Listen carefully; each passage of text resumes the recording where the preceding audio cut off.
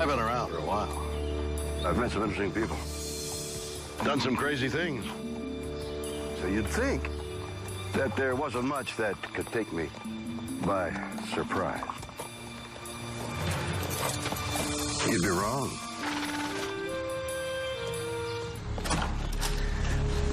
The world is full of stories and science and things that amaze and confound me every single day. Incredible mysteries that keep me awake at night. Some I can answer, and others just defy logic.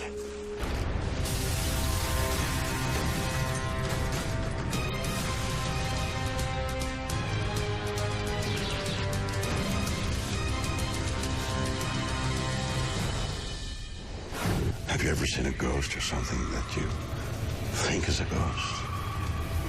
Well, let me tell you, my house is full of them. Oh. That was a big one. Yeah, they're everywhere. Make my day, spirit boy. Yeah, they're in the walls and the floors. You never know where they're going to turn up, so you need to be prepared, right? But not all ghosts are products of Hollywood. Millions of us claim we've not only encountered them in our homes, but almost anywhere and in anything. Can bricks and mortar or other inanimate objects be havens for the spirits? Are they contained in everything around us? Well, I don't know, but I do know this. The one place you don't want to find them is on an airplane. Summer 1973. Eastern Airlines flight attendant Enid Grieg is working a busy shift. We flew Portland, Seattle, Seattle, Omaha, and then Omaha, St. Louis, and then St. Louis, Atlanta. Although Grieg loves her job, tonight she's feeling under the weather. I had stomach flu or something. So I asked the senior flight attendant if I could go down in the galley and just get away. And she says, well, the flight's really light, so why don't you go down there and, hang out for a bit. So I went downstairs and I just laid down. I was laying there for a while. I don't know whether I had fallen off to sleep or not. Suddenly, Enid is aware that something isn't right. Although she came down alone, she senses another presence in the galley. Someone is watching her. All of a sudden, I see a pilot standing down at my feet. And I'm like, oh my God, I'm embarrassed. I'm down here sleeping. I'm not supposed to be doing this. Not only has she been napping on the job, she's been caught by the captain. Enid is mortified. There was just no communication between the two of us. It was just him standing there kind of like watching me. And then he just moved off. Desperate to make amends, Enid consults a fellow attendant. I went over and I said, Linda, I said, didn't you see that pilot down here? She says, there wasn't any pilot down here. I said, yes, there was. I saw him. Frustrated and confused, Enid decides to apologize to the captain. I went straight into the cockpit and asked them, were you downstairs? And they said no. And I knew the guys. I knew they wouldn't lie to me. So who did Enid see in the galley? Had she imagined the entire incident? There weren't any other pilots on the plane. The uniform looked like it was brand new. The stripes were bright yellow. It was very real. I wasn't asleep when I saw him. I don't believe in ghosts, but I know what I saw was real. So it seems did many others. Around the same time as Enid's encounter, reports come in of strange apparitions on other Eastern airplanes. Neil Holland is a former Eastern Airlines pilot. There were some people that reported unusual events on that airplane. Not only in the galley, but in the aisles of the airplane. The reports have one thing in common. Witnesses say they recognize the ghostly pilots. They are Captain Bob Loft and flight engineer Don Repo. Every Eastern employee knows who they are because Bob and Don are dead. They were killed when Eastern Flight 401 crashed into the Florida Everglades in 1972. Even a vice president of Eastern Airlines saw what they said was a ghost of Captain Loff and also Second Officer Don Repo. There were 69 passengers that survived out of 173. The entire flight crew eventually passed. Bob Loff was killed. Throughout the summer of '73, more Eastern employees report ghostly appearances. There was a pilot next to the passenger, and all of a sudden, the pilot disappeared. And that pilot was reported to have been Captain Bob Loft. Some of the sightings are so terrifying, they disrupt airline operations. They canceled one flight because of the appearance. It shook up a flight attendant and the crew. Whether it was Don Repo or Captain Loft, I'm not certain of that. As the ghost story spread, Eastern Airlines tries to limit the damage. But then, the airline makes a stunning admission. It salvaged undamaged equipment from the wreckage of Flight 401 and had it installed in other aircraft in the fleet. A lot of the galley parts were put in other airplanes, and some of the electronics was put in the other airplanes. Then an even more disturbing fact emerges. Most of the ghost sightings are taking place in and around the recycled parts, especially in the aircraft galleys. One of the flight attendants actually saw one of the appearances of Don Repo. He appeared in one of the ovens looking out, and that pretty much shook her up. Needless to say, management did not like what was happening as far as rumors about this airplane and the stories that were developing as a result of these parts being put in these other aircraft. And so I'm sure there was pressure from management that don't tell stories about this airplane. I never was threatened by any of the management of Eastern Airlines. The outcry over the ghost sightings forces Eastern to remove the reclaimed components from its fleet. The reports of apparitions plummet, but not entirely. The stories continued until the demise of Eastern Airlines in 1991. And I have heard that some of the other carriers that actually received some of our equipment were also seeing sightings. What a fascinating story. This is weird, or what? Can mechanical parts be haunted by souls involved in accidents? And if it can happen on planes, can it happen in other vehicles? Just last week, I was driving through the canyon and boom, out of nowhere, I felt something go under the wheels, and I never found it.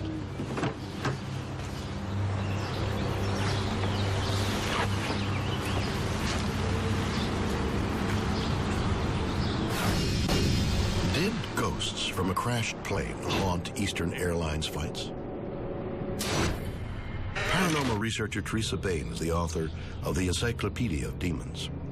I believe that there are things that happen that we can't rationally explain just because as human beings, we don't have the biology to fully understand everything that's happening in our world. Bain is in no doubt about the origins of the ghosts of Flight 401. She thinks they're a paranormal phenomenon that attached itself to parts salvaged from the crash. It's called a multi-dimensional hologram.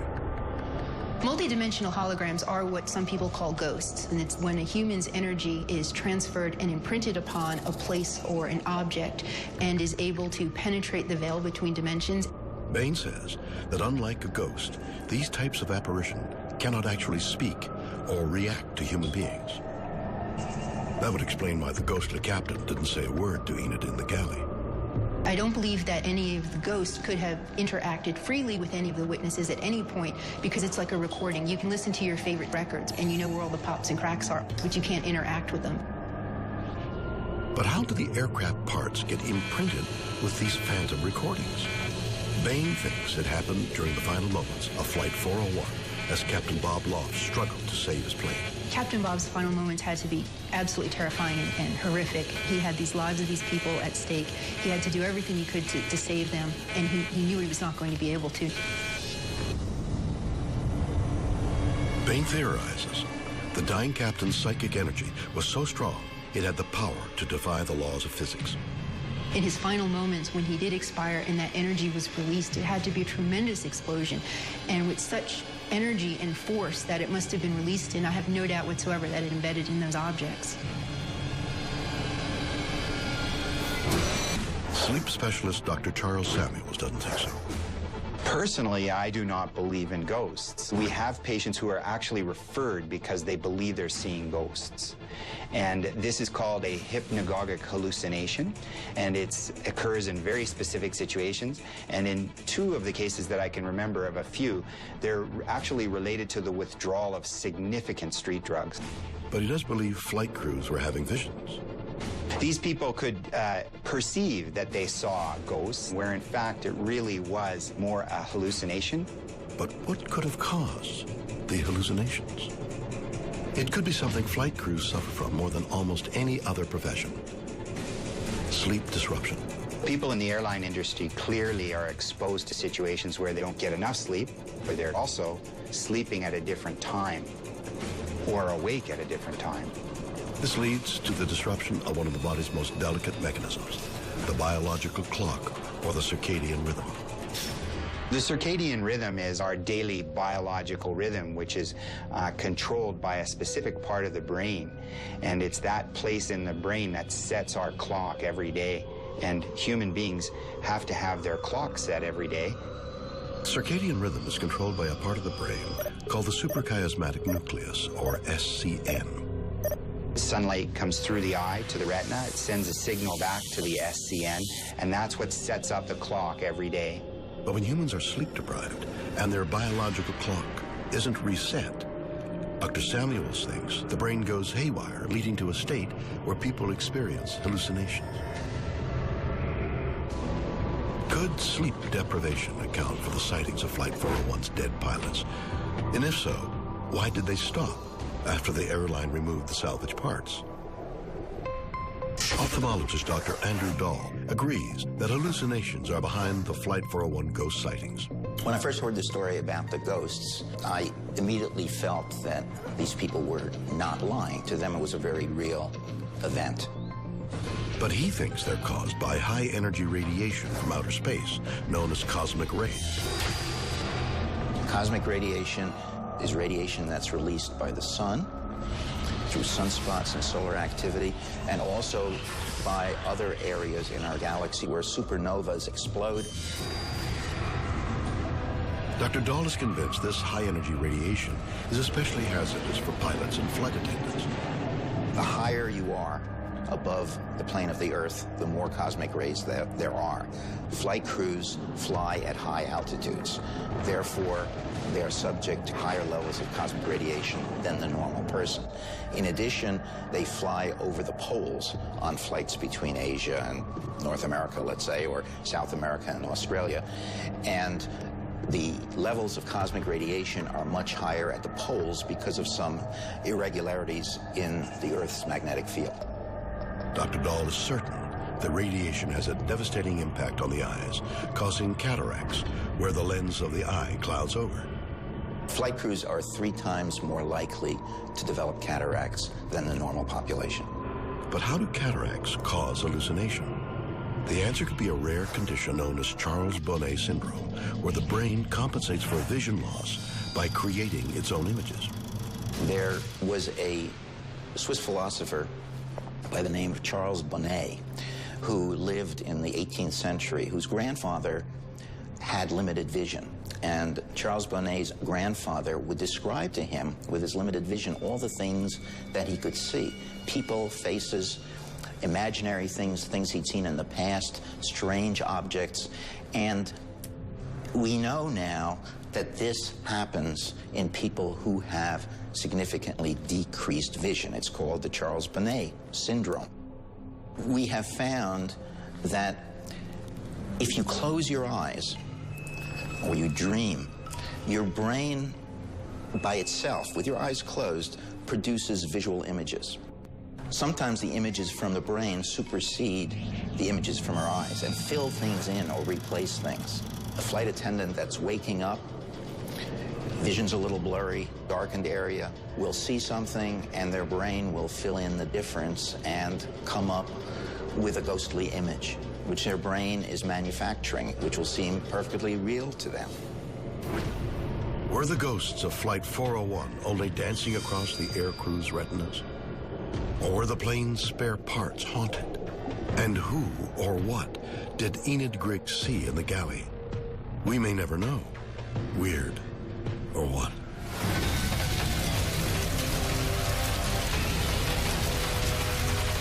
You know, as I get older, I look for new ways to relax, and I've recently discovered painting. And you take this piece, for example, we have a contrast of light and dark colors here, and textures. I've created space. I have your characters retreat into the back of the canvas, and it has no real lines due to its pointillist styling. Can you see it? Work like this takes a lot of time and emotion. One gives one's heart and soul to achieve this level of creativity, and that's just what it takes to make great art. Our next story features another equally brilliant artiste. He, too, gave himself to his work, but all he saw was darkness. Maryport, England, 1999. Sean Robinson returns home from his grandmother's wake with a peculiar inheritance. A mysterious painting she owned for decades, but inexplicably kept hidden from all but her closest relatives. It's called The Anguished Man. It was my grandmother's painting, and she kept it in her house, but locked away. She didn't like it, so she kept it out of sight. But she used to show me it, and I absolutely loved the painting. And of course, when my grandmother passed away, she wanted me to have the painting. The picture's origins are shrouded in mystery. She got it off a family friend. She didn't know the artist's name, where the painting came from, where it originated, or anything. But what Sean does know sends chills up his spine. According to the legend, the Anguished Man is a self-portrait of a man so tormented, he mutilated himself while creating it. The painting was painted using oils mixed in with the artist's own blood. Even more macabre is what happened once it was completed. When he finished the painting, he committed suicide. But instead of being sickened, Sean is excited about owning the Anguished Man. Being abroad watching horror films, I knew it wasn't real. So I didn't believe in the supernatural at all. His wife Dawn is horrified. She refuses to have it in the house. So we came to a compromise. I could keep the painting, but I could keep it locked away. So we kept it in the cellar. And there it would stay for over a decade, virtually forgotten. Fast forward to 2010. Sean rediscovers the Anguished Man and decides it's high time the painting takes its rightful place in the family home. I finally persuaded my wife to have the painting in the house, and we put it up in the spare bedroom. But Sean's joy is short-lived. An ominous gloom begins to infiltrate their house. Although they've lived in the house for years, Sean and Dawn suddenly begin to hear sounds they've never noticed before. We heard like a sobbing sound, like somebody crying. And then we heard loud bangs in the middle of the night, and the sound of like footsteps and creaking. But this only happened when the painting was in the house. There was the one time I was walking upstairs. I got to the top of the stairs, and all of a sudden, from nowhere, I was surrounded by this strange mist. It was like a thick fog. And at first I thought there was a fire. It seemed like smoke or a fire in the house. And all of it, then just as suddenly as it came, it vanished, and there was nothing there. I had a good look around the house looking for anything, couldn't find anything. But this definitely happened. The other things could be put down to imagination or hearing noises from outside. This was real. But what really frightens Sean occurs when he goes to bed. His nightmares become alarmingly real.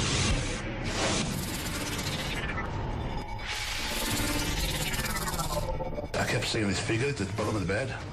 That happened nearly every night. Not only do the strange apparitions continue, they start to target his wife. She woke up one morning and she thought I was getting into bed beside her. She turned around to speak to me, and it wasn't me, it was somebody else. I ran upstairs, and she was in a real state, shaking and crying. As paranormal activity in his house increases, Sean is convinced he knows its source. We put two and two together and thought these things started happening when we brought the painting into the house. Despite this conclusion, Sean insists on keeping the painting. That is, until it attacks his child. I just got out of the shower and I was walking downstairs. They felt this force in his back, as if something had pushed him. I could just feel two hands on my back.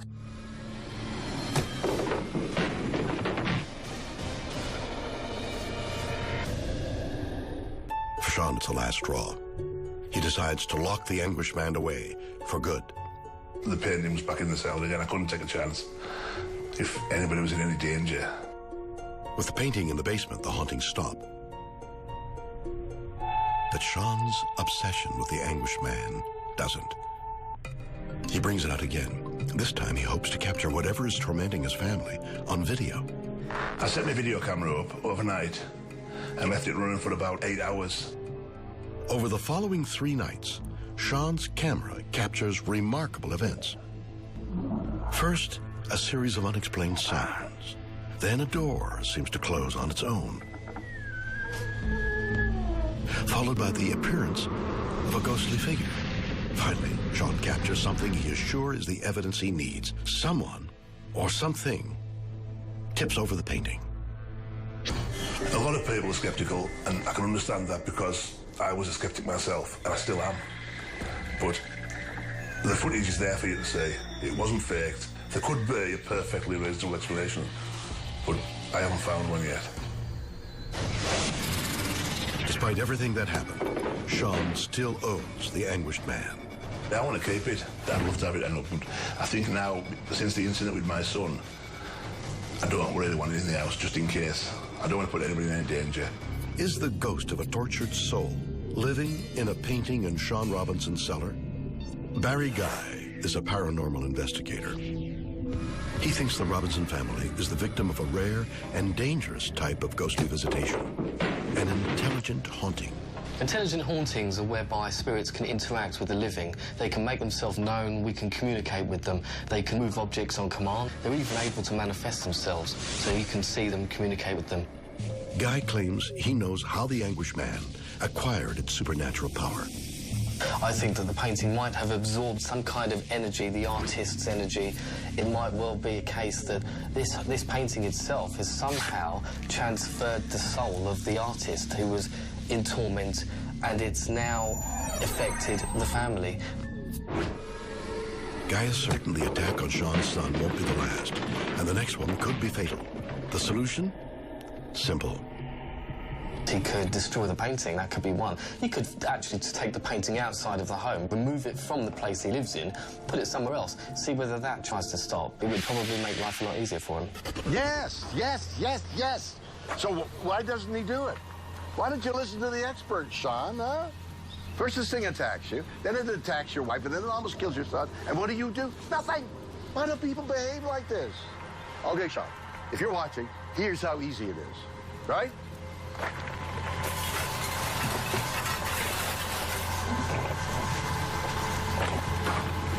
See? How hard can this be? Yeah? Oh. Wrong painting. Did a tormented soul lay trapped inside a canvas until Sean released it? Or does this mystery have a different explanation?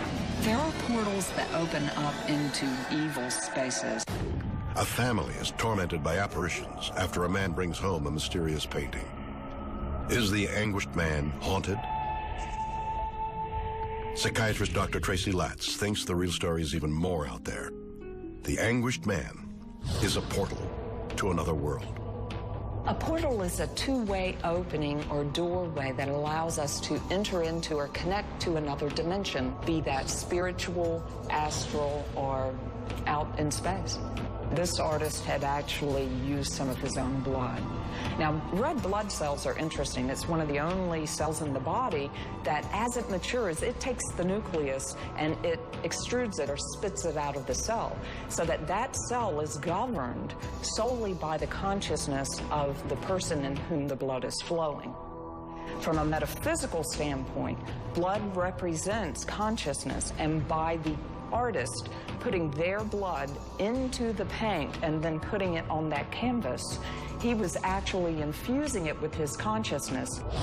This startling claim defies all known laws of space and time. So how could it happen? Easy.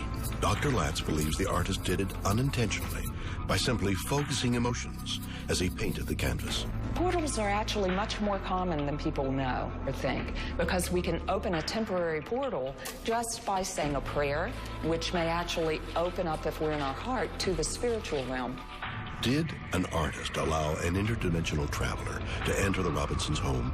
I feel that there is a being or an entity coming out of the painting that is curious and trying to connect or influence or check out people that it is around. But why would this entity viciously attack Sean's son? There are portals that open up into darker, or what some people would call evil spaces, that may connect with that very low consciousness, like what you would see with serial killers, and that can feel very scary.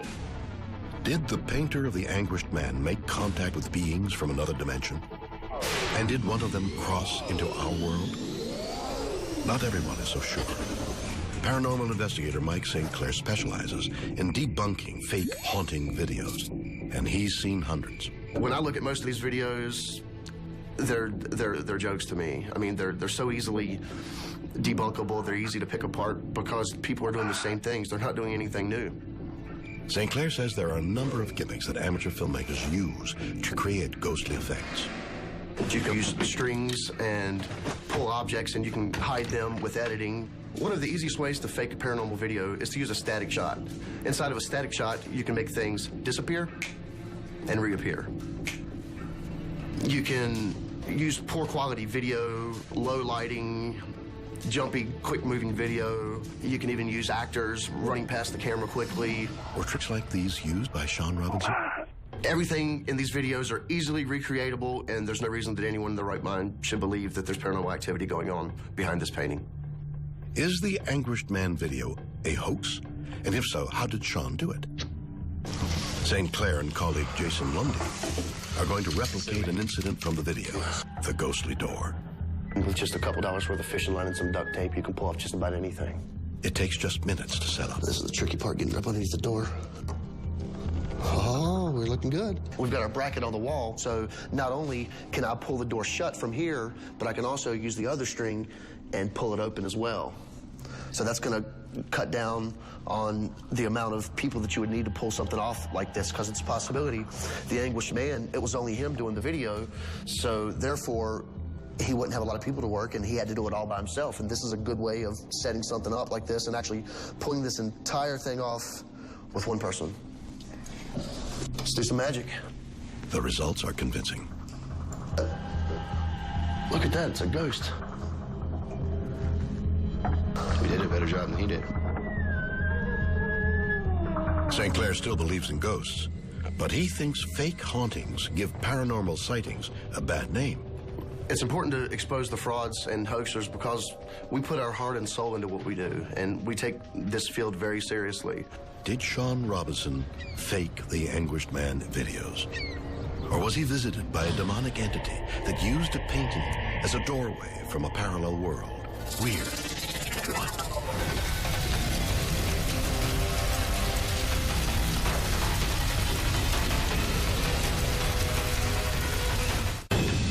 After a devastating earthquake, a New Zealand man is savagely beaten by a phantom. Did a natural disaster release an evil spirit? All I could feel was I was getting strangled.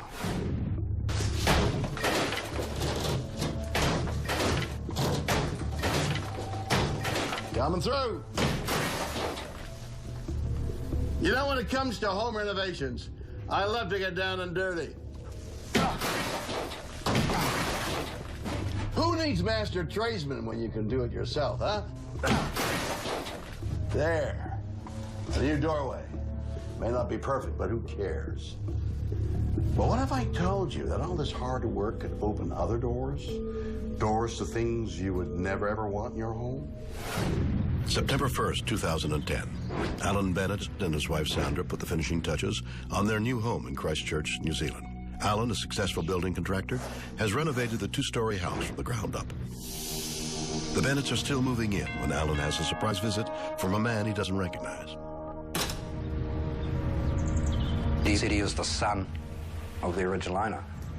But the man doesn't come in. He simply hands Alan a picture. And he gave this wee tiny black and white photo of the house. Right back in the 1930s. Bit of a weird sort of a photo. Alan accepts the picture, but the gift leaves him with an uneasy feeling. Just something about that photo that wasn't quite right. And the more I looked at it, the more annoyed I got. Alan's uneasiness turns to rage. Finally, he snaps. So I just took it off, ripped it in half, threw it in the rubbish bin. Just didn't make me feel good at all. The very next day, all hell breaks loose. Christchurch is shattered by a 7.1 magnitude earthquake, the first major quake to hit the city in almost a century. Oh, it was huge. If you tried to get out of bed, it would knock you over. And there was broken tiles all over the floor and broken glasses, and it went for a lot longer. And the intensity was sort of a lot harder than anything we'd ever felt before. The city suffers widespread destruction and almost $4 billion in damage, including Alan's new house. Well, the house is sunk nearly a foot. We haven't got a window or a door in the house that opens and shuts properly now. They're all jamming, sticking. The building survives, but inside, Alan senses an eerie change. There's something in the air, and it feels like evil. You'd be walking down the hallway or in your bedroom or having a shower, and you get this cold just woof straight into you and run up your legs, out your head, and you hear it stand out. Alan hopes that whatever it is will simply go away. Instead, things get worse. We were watching a movie and the door sort of just moved a bit. And then this thing just woofed into the lounge and stood in the lounge looking at us.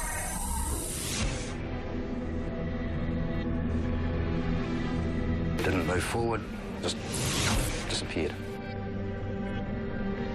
And we just sort of looked at each other and what was that? The encounters become so frightening, Alan and his wife consider leaving. But they've invested too much in the house to simply abandon it, so they stay.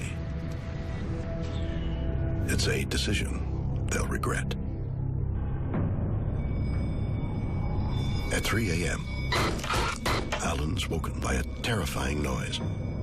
Yeah, just this amazing bang on the side of the bed. The room's dark, the door's shut, there's no light, you know, I can't see anything. I just froze, you know, thinking, oh no, what's next? The answer is difficult to comprehend. As Alan watches, something begins walking across the bed. You felt the depression in the bottom of the mattress as it stands on the mattress, you know, and you're thinking, how's it doing this?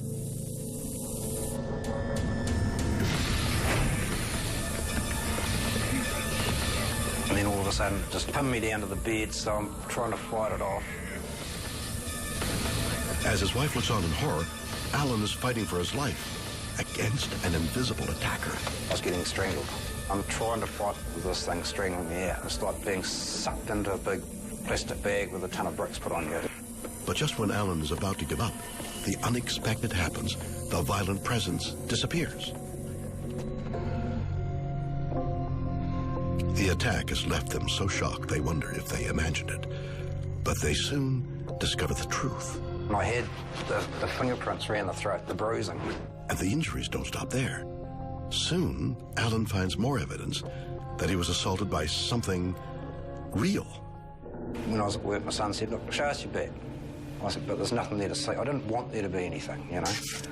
He said, no, lift up your shirt and show us. And so I did, and I had a bruise about so big on the back, all with these veins. I went to the doctor and he said it was an impact bruise. Looking back, he wonders if the stranger's visit was a warning.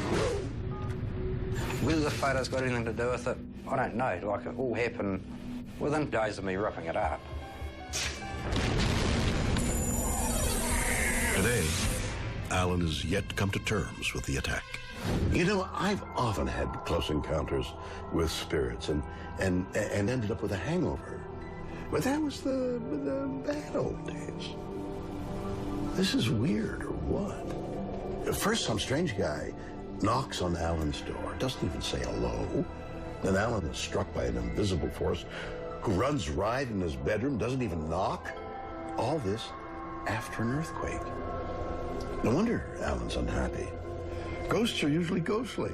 This one came from the school of hard knocks. A man is savagely beaten in his own bed by an invisible assailant. What attacked him? Christchurch paranormal investigator Anton Herrick was hired by the Bennett family to investigate. I had not dealt with a case where a physical attack had taken place and left, extensive marks in the area of the damage, where a witness had been next to the person and had witnessed the attack and couldn't explain it either. So it was the first of that kind, and it really stuck out, just Alan's fear for his safety. Herrick's investigation led him to a compelling theory. He thinks the Christchurch earthquake did more than damage the city. It released malicious spirits, evidenced by increased reports of paranormal activity. The reports to our website and to my emails and even phone calls began to just increase massively after the earthquake. We couldn't keep up with what was going on. Herrick is convinced one of these spirits lay dormant in Alan Bennett's house until it was awakened by his renovation work. Renovations is well known to spark all kinds of paranormal activity. It was very weak and it was very long in between, so there was the things that were happening were small things, and there were long gaps in between it, sort of 2 years before the earthquake. Alan was dealing with a demonic entity. This may have been his house. Alan had already destroyed it and completely rebuilt it. Herrick thinks when the earthquake occurred, it supercharged the ghost, giving it the power to physically attack. The earthquakes release a lot of energies that people don't think about, but are very similar to those that are released during a haunting. Did the Christchurch earthquake release a ghost that attacked Alan Bennett? Can seismic activity make the spirit and human worlds collide? Psychologist Anna Baranowski agrees the earthquake is to blame for Alan's bizarre encounters, but not because it released ghosts. She thinks the quake was so traumatic, it caused Alan to suffer from a condition that often affects people in situations of extreme violence, like soldiers in combat. It's called post-traumatic stress disorder, or PTSD. Whenever we're exposed to any significant event, it can absolutely lead to PTSD if we felt horror and terror and the worry of losing our life or being seriously injured. The DSM, our Diagnostic Statistical Manual, that's kind of like the Bible that psychiatrists and psychologists use when they are trying to do a diagnosis with a client. And in fact, PTSD was only first put into the DSM in 1980. So it is actually a fairly new term. And when I was doing my work, it was fairly new in terms of treatment. I mean, really what was happening is people were starting to develop a lot of their interventions and assessment protocols for actually working with people who were trauma survivors. Known as shell shock during World War I, PTSD has long been the most common psychiatric problem facing soldiers. But only since the Vietnam War has the condition been treated as a serious health issue, especially as it can last for decades. I do a lot of work with military members. These individuals might have experienced something 20 years ago. And I'm only seeing them for the very first time right now. Dr. Baranowski says Alan's ghostly visions could be explained by one of PTSD's symptoms, violent nightmares and flashbacks. Alan has been flooded with thoughts and memories, images, and anything that's a reminder of the trauma creates this explosion, this kind of cascade of physiological, emotional, behavioral responses. Did mental trauma cause Alan to imagine a brutal encounter with a ghost? And if so, how does it explain his physical injuries? Dr. Joe Fisher is a professor of physiology at the University of Toronto. He too thinks the earthquake released something that caused Alan's visions, something deadlier than any apparition. A poison so stealthy, you're unaware it's affecting you until it's too late. Carbon monoxide is a gas. It's completely tasteless and odorless, and you can't see it. It's colorless, and it's something that diffuses into the air. Carbon monoxide is released when any kind of fuel burns without getting enough oxygen. Carbon monoxide is the commonest cause of death and sickness from poisoning in the world. What makes it so dangerous is an affinity for the hemoglobin molecules in our blood that carry oxygen to the body and the brain. In the presence of carbon monoxide, the hemoglobin takes up the carbon monoxide rather than the oxygen. So it is very toxic. You need just tiny amounts of it to poison all your hemoglobin. But does this explain Alan's violent haunting? Dr. Fisher is convinced carbon monoxide was making him see and hear things that simply weren't there. One of the syndromes that they get from their carbon monoxide poisoning is a sort of neuropsychiatric syndrome where they could have, chronic hallucinations and other things. And this is even in the absence of any more carbon monoxide poisoning. And people are quite disabled with this. They have difficulty finding a job, working, family relationships, and other things because of these neuropsychiatric syndromes that are basically not really treatable. Was Alan's house infiltrated by gas? Fisher's theory is even more compelling when you consider where it comes from. Earthquakes actually do release carbon monoxide, and that's one of the ways that satellites pick up where earthquakes have occurred. Hallucinations caused by carbon monoxide. It's a convincing theory, but there's just one problem. How does it explain Alan's bruises? He was confused, hallucinating, bumped into things, or scared of what was happening and started flailing around. Maybe he hurt himself in some way. Did carbon monoxide gas poison Alan Bennett's mind? Could post-traumatic stress be responsible for his paranormal attacks? Or was a demonic spirit released by a seismic shockwave? Weird. Or what?